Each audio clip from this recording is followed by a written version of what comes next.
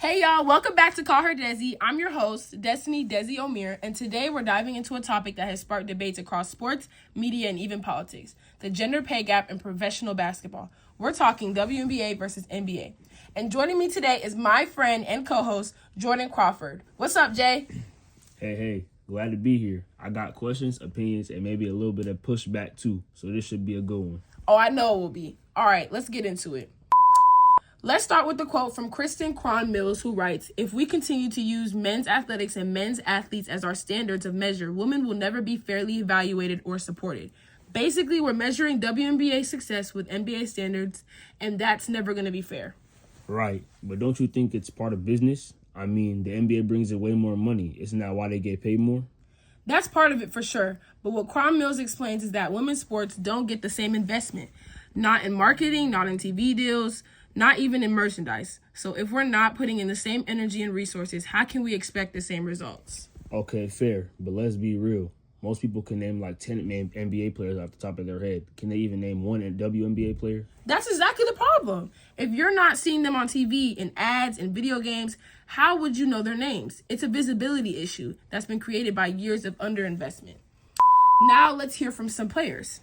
Candace Parker, who's a legend in the WNBA, talked to ESPN about the WNBA and about how the WNBA is still growing. She made the point that the NBA went through the same slow build. Back in the day, NBA players flew commercial and made way less money too. I remember that. So you're saying we should give the WNBA time? Yes, but also support while they grow. Candace wasn't asking for NBA level pay. She's asking for fair conditions, charter flights, decent wages, and better promotion. Not billionaire level stuff, just basic respect. And she's earned that. I mean, she's carried the league on her back for a minute. Exactly. All right, let's go to the phone lines. We've got Jen from Atlanta on the line. Hey, Jen, what's on your mind?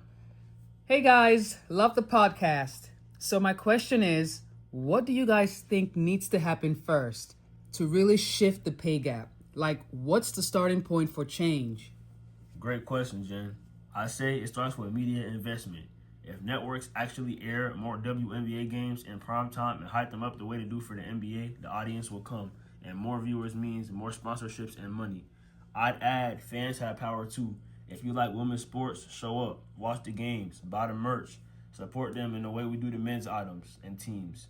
That sends a message to advertisers and execs. That makes sense. Thanks, y'all. Keep doing your thing.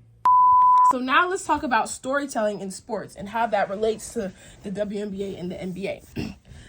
Let's talk about something that doesn't always show up in the box score, the story. Because let's be real, what makes people fall in love with sports isn't just the score, it's the narratives behind the athletes.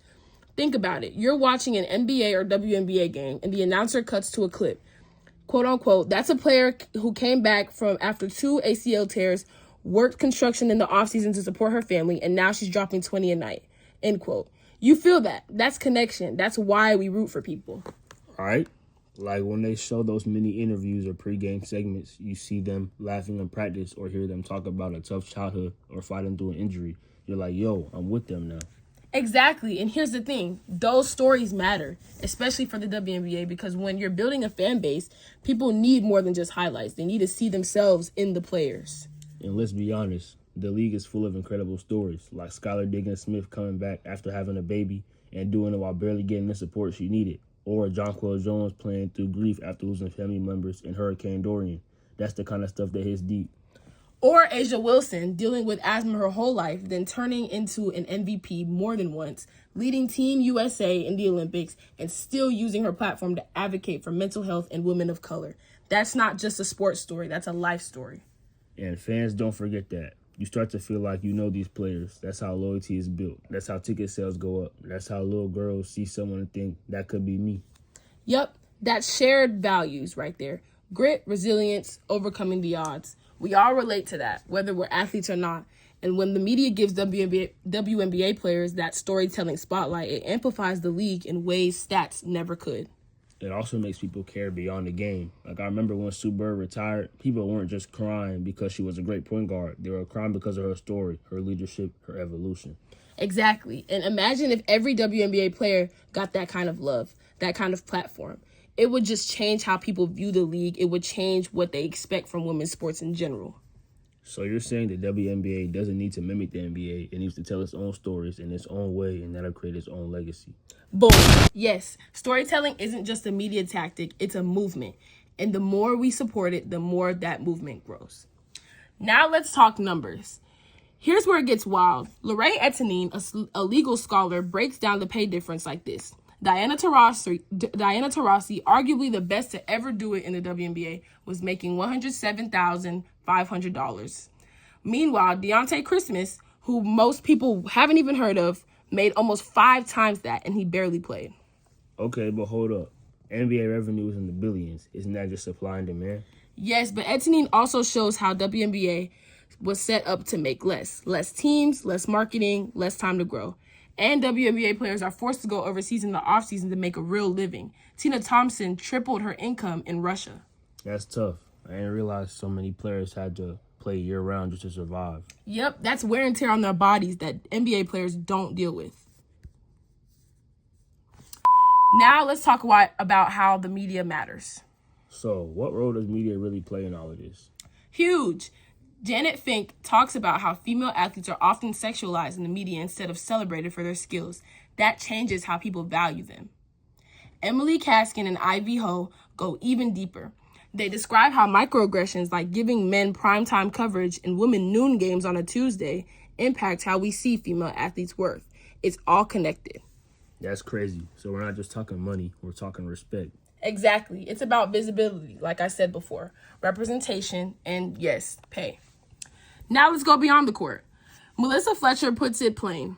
Women can outperform men in championships and still make less because their salaries are based on market, not their merit. And Michaela Kluska's research shows how the WNBA was always behind the curve. Fewer teams, fewer years of experience, fewer fans, all of that plays a role. But the average NBA salary is $7.5 million. The WNBA, just $75,000. That's a huge gap. And honestly, I'm surprised more people aren't talking about it. And that's why we are. Okay, you convinced me. I came in thinking it was just a money thing, but it's way deeper than that. It's historical. It's systemic.